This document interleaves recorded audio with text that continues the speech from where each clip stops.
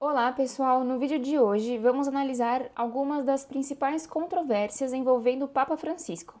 Discutiremos mudanças doutrinárias na Igreja, declarações polêmicas e suas relações, diretas ou simbólicas, com figuras e regimes políticos de esquerda. Nosso objetivo é entender os fatos apresentando datas e eventos para que você possa formar a sua própria opinião. Para alguns, o Papa é um reformador que dialoga com os tempos modernos. Para outros, ele estaria comprometendo tradições seculares da Igreja. Mas vamos aos fatos. Primeiro, mudanças na doutrina e dogmas da Igreja. A pena de morte como inadmissível. Em agosto de 2018, o Papa Francisco aprovou uma revisão do catolicismo da Igreja Católica que, de forma definitiva, declara a pena de morte como inadmissível. Durante uma audiência pública na Praça de São Pedro e em pronunciamento oficiais, ele ressaltou que nenhum governo pode legitimar um ato que vá contra a dignidade da pessoa humana.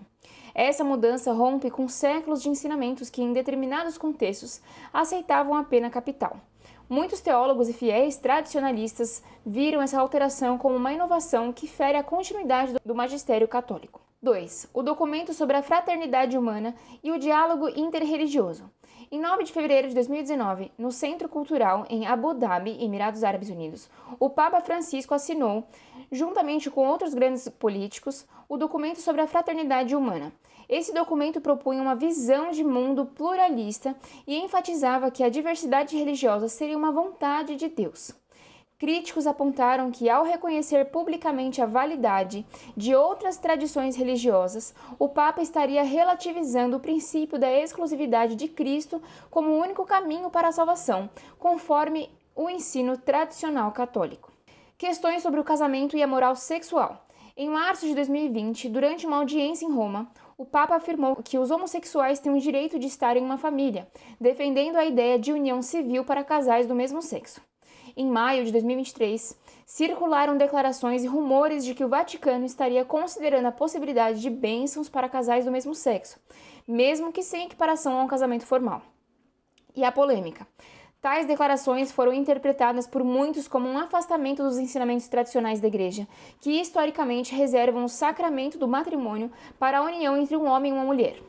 Agora, sua relação com o esquerdismo e o comunismo. Declarações anticapitalistas e o enfoque na justiça social. Em sua encíclica Fratelli Tutti, publicada em 3 de outubro de 2020, o Papa criticou o sistema capitalista por promover desigualdades sociais. Ele afirmou que a propriedade privada não pode ser considerada um direito absoluto se for usada para aprofundar a injustiça, enfatizando a necessidade de uma economia voltada para o bem comum. E a polêmica. Essas declarações foram vistas por alguns críticos como eco de retóricas socialistas, aproximando a mensagem papal de ideologias de esquerda. Acordos com regimes e negociações com o comunismo. Em setembro de 2018, o Papa Francisco assinou um acordo provisório com o governo chinês sobre a nomeação de bispos na China. Esse acordo, que buscava melhorar os laços entre a Igreja Católica e o Estado chinês, permitiu que o Partido Comunista tivesse influência indireta sobre o processo de escolhas dos líderes eclesiásticos. Muitos críticos interpretaram esse gesto como uma concessão a um regime comunista, comprometendo a autonomia da Igreja e seus valores tradicionais. Agora, as relações com políticos de esquerda. O encontro com Evo Morales, na Bolívia. Em 2015, durante uma visita à Bolívia, o Papa Francisco encontrou-se com o então presidente Evo Morales, conhecido por suas posições de esquerda.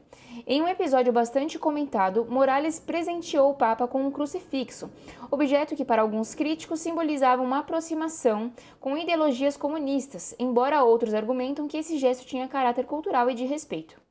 O encontro com o Lula, do Brasil.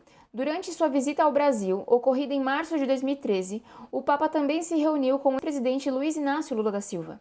O Lula, reconhecido por suas políticas de inclusão social e programas de redução da desigualdade, o que representa a ala progressista no cenário político brasileiro.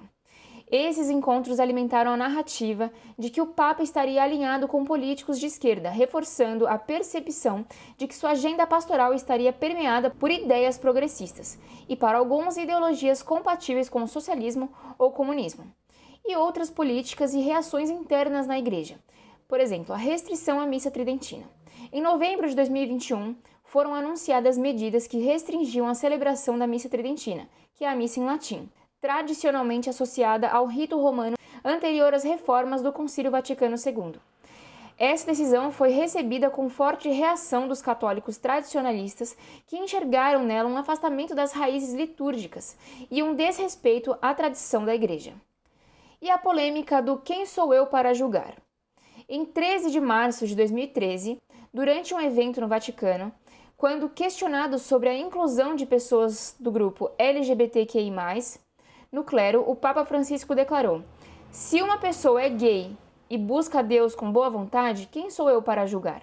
Essa frase foi interpretada por muitos como uma tentativa de ampliar a compaixão e a inclusão. Contudo, para os defensores de uma moral católica mais tradicional, a declaração soou como uma relativização dos preceitos da fé. O Papa Francisco tem protagonizado momentos que dividem opiniões, da atualização do catecismo, passando pelo diálogo interreligioso, até encontros com figuras políticas de esquerda. Cada um desses eventos, com suas datas e contextos, alimenta um debate intenso sobre o rumo da Igreja Católica. Você acredita que essas mudanças e relações políticas representam uma evolução necessária da Igreja ou é um desvio perigoso de seus ensinamentos tradicionais? Deixe aqui seu comentário.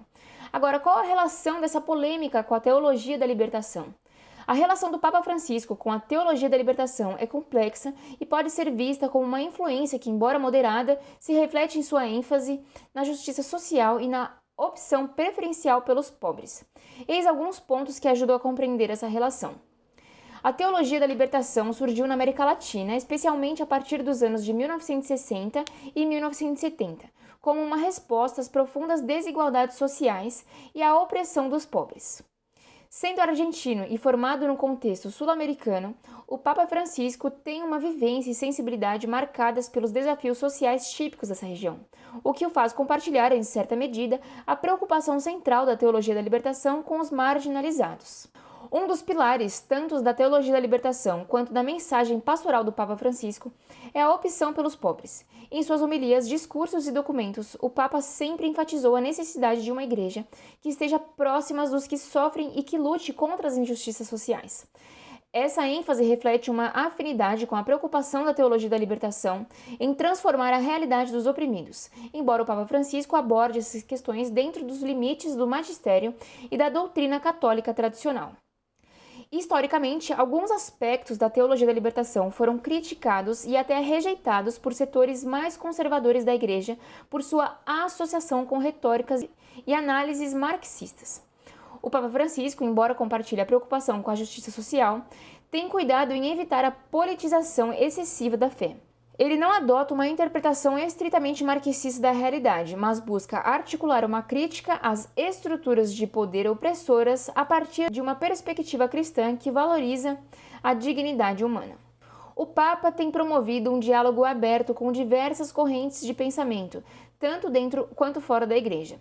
Nesse sentido, ele se mostra sensível às necessidades dos pobres e à crítica às desigualdades, elementos centrais da teologia da libertação. No entanto, sua abordagem é pautada na unidade da fé e na necessidade de que qualquer crítica às estruturas sociais esteja ancorada nos ensinamentos do Evangelho e na tradição católica, evitando que a mensagem pastoral se transforme em uma agenda política radical. Em resumo, o Papa Francisco demonstra uma afinidade com alguns dos princípios da teologia da libertação, especialmente no que tange à defesa dos pobres e à crítica das injustiças sociais. Contudo, ele procura manter uma postura que dialoga com essa tradição sem abraçar as interpretações mais radicais ou ideologicamente marcadas, buscando sempre a fidelidade ao ensinamento universal da Igreja Católica. A Igreja não adota uma postura que desqualifique sacerdotes com convicções políticas de esquerda, desde que essas convicções estejam em conformidade com os ensinamentos fundamentais da fé e não comprometam a missão pastoral. Em outras palavras, a prioridade para qualquer sacerdote é a fidelidade à doutrina e ao magistério da Igreja. Isso significa que, independentemente de suas opiniões políticas, o sacerdote deve pautar sua atuação na pregação do Evangelho, na promoção da justiça e na defesa da dignidade humana, conforme ensinado pelo Catecismo da Igreja Católica e pela doutrina social da Igreja. A Igreja reconhece que o engajamento político pode ser uma forma de colocar em prática os valores cristãos, como a solidariedade e a promoção do bem comum. Documentos como o Compêndio da Doutrina Social da Igreja mostram que a Igreja valoriza esforços no sentido de combater as desigualdades e promover a justiça social. Nesse contexto, um sacerdote que se identifica com ideias ou práticas de esquerda pode contribuir para a promoção desses valores, desde que o faça dentro dos limites estabelecidos pela doutrina. A Igreja, enquanto comunidade de fé, convive com uma variedade de opiniões e experiências de vida. Não há uma orientação que obrigue os sacerdotes a adotarem uma postura política uniforme. O essencial é que suas opiniões, sejam elas de esquerda, de direita ou de outra natureza, não se sobreponham à missão evangélica e pastoral, nem se tornem uma fonte de divisão dentro da comunidade. A orientação pastoral é pautada no respeito e no diálogo. Assim, a Igreja ensina que os sacerdotes devem ser exemplos de caridade e acolhimento, tratando todas as pessoas com dignidade, mesmo quando houver divergências políticas. O ambiente eclesial são, idealmente, espaços de encontro e diálogo, onde as diferenças podem ser discutidas de forma construtiva. Em resumo, a Igreja Católica ensina que o mais importante é que o sacerdote esteja comprometido com a missão do Evangelho, vivendo uma vida coerente com os ensinamentos cristãos. As convicções políticas, inclusive as de esquerda, são secundárias à fidelidade, à fé e à dedicação ao serviço pastoral, desde que não entrem em conflito com os preceitos centrais da Igreja. Ficamos por aqui sobre esses assuntos polêmicos, sobre a coligação entre a religião e a política. E se você gostou desse vídeo, não se esqueça de curtir, se inscrever no canal e compartilhar para que mais pessoas conheçam esses fatos. Até a próxima!